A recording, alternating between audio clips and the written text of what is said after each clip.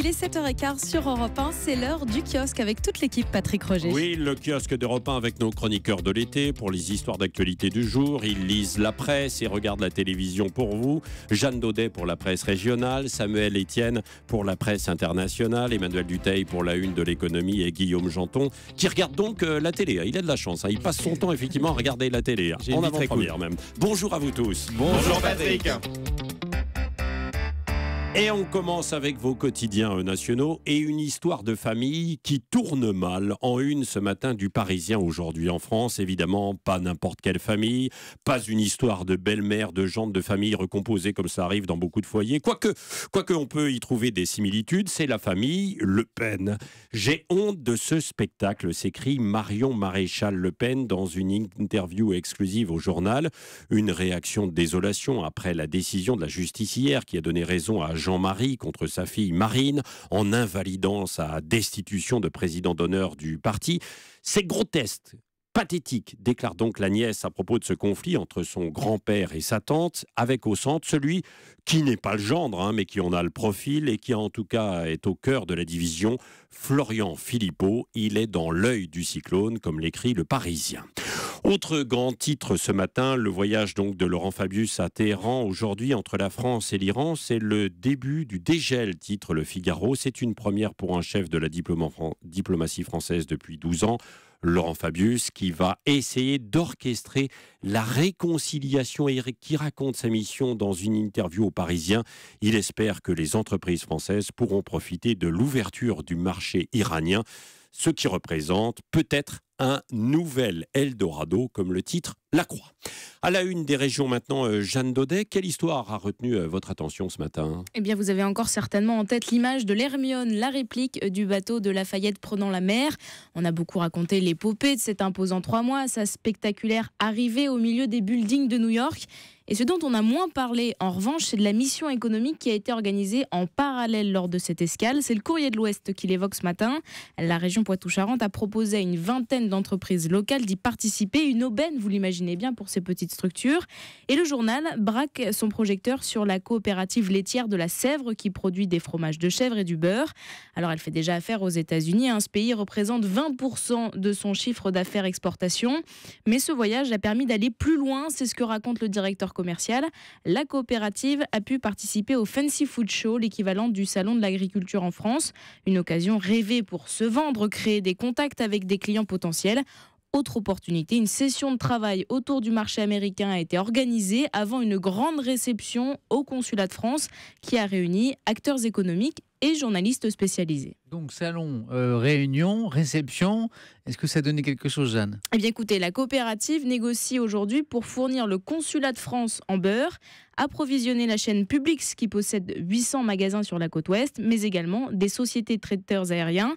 Et ce n'est pas tout, de nouvelles rencontres sont prévues. Des entrepreneurs américains vont faire le déplacement dans l'Hexagone et la coopérative envisage d'être présente à un autre salon de l'alimentation, mais sur la côte ouest cette fois. Un nouveau débouché pour les éleveurs, les agriculteurs français qui en ont bien besoin effectivement dans la crise que l'on traverse. Merci Jeanne Daudet. La presse internationale avec vous, Samuel Etienne donc. Oui, ce matin je vais vous parler d'un appel qui pourrait sembler totalement loufoque s'il n'était lancé par 1 millier de personnalités, des scientifiques surtout, dont le célèbre astrophysicien Stephen Hawking. Certes, il est à la une ce matin de notre Libération, mais dès hier, dans les minutes qui ont suivi sa publication, cet appel a été repris par les journaux du monde entier, un appel pour réclamer l'interdiction des robots tueurs.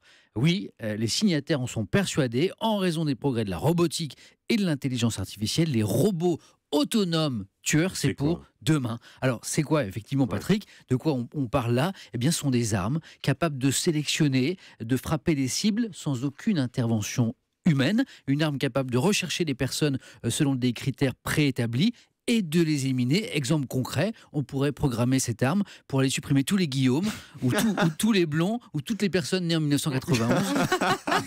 Il est mal, Guillaume, je vous rassure, ça n'est qu'un exemple. C'est Terminator en fait, votre truc. C'est Terminator.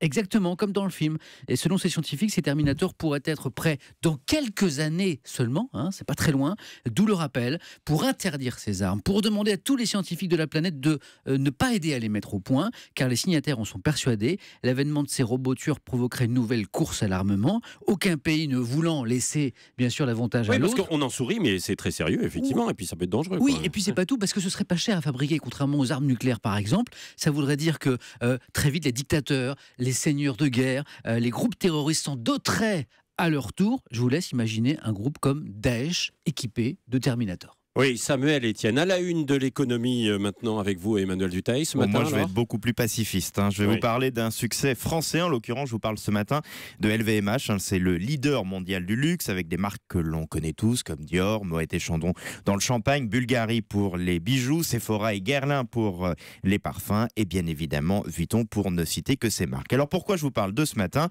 Eh bien parce que le groupe a présenté hier soir ses performances pour le premier semestre et le moins que l'on puisse dire, c'est que le luxe à la française se vend toujours très très bien. Ça marche fort aux États-Unis et en Europe, mais aussi au Japon. Comme en Europe, les marques de luxe bénéficient au Japon de l'afflux des touristes chinois. Ça compense justement la baisse du marché en Chine en raison là-bas notamment de toutes les procédures anticorruption. Et une telle performance, c'est plutôt une surprise ? En effet, c'est ce que l'on peut lire dans le Figaro. Aujourd'hui, la plupart des spécialistes du luxe attendaient à des mois quand même compliqués pour les géants du secteur. Mais LVMH a finalement déjoué tous les pronostics, principalement grâce à sa marque Vuitton. La toute première griffe de luxe au monde par le chiffre d'affaires a vu ses ventes s'envoler de 10% au deuxième trimestre. Une croissance à deux chiffres, c'est une première depuis 2011, rappelle le Figaro. Alors comment ça s'explique ? Eh bien, Vuitton tire profit de sa montée en gamme. Et oui, désolé, ça coûte encore plus cher en ce moment de s'acheter un sac ou une malle chez eux. C'est vrai qu'on fait ça tous les jours.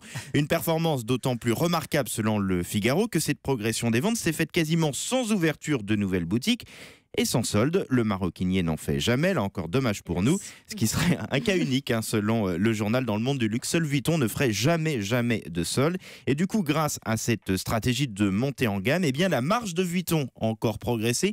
Quand vous achetez un sac à 1 000 €, eh bien, il en reste quand même 400 pour Vuitton. C'est bien évidemment énorme, mais si vous étiez tenté par un sac chez eux, eh bien, sachez que les prix ont encore augmenté en juillet selon les analystes en Europe et au Japon.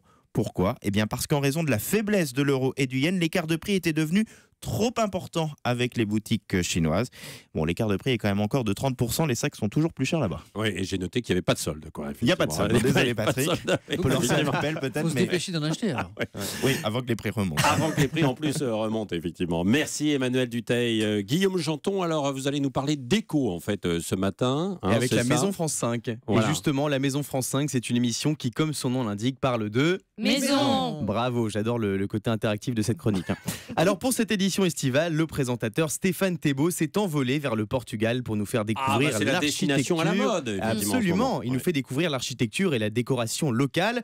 Au programme, la visite de somptueuses villas, la découverte d'hôtels aménagés avec goût, mais aussi des rencontres avec des décorateurs portugais qui ont fait l'effort de répondre aux questions de l'animateur en français, enfin plutôt en portucais, un mélange de français et de portugais qu'on a parfois du mal à comprendre. Cet endroit, c'est un endroit magnifique. Donc on voulait donner une neuve vie à cet endroit rural. Pas tout compris là. Alors ce soir au Portugal, vous allez découvrir des endroits pour le moins originaux comme ce magasin multifonction. Ce magasin où l'on trouve des légumes vendus pour soutenir l'activité agricole locale. Mais pas que. Il y a des légumes et il y a une bibliothèque. Des légumes et une bibliothèque. C'est vrai qu'on ne pense pas assez à emprunter un bon vieux bouquin quand on achète ses aubergines. Et surtout à mettre les légumes dans la bibliothèque. Quoi. C'est ça, hein. On les met au frigo en général, mais voilà, on se trompe, quoi. C'est ça.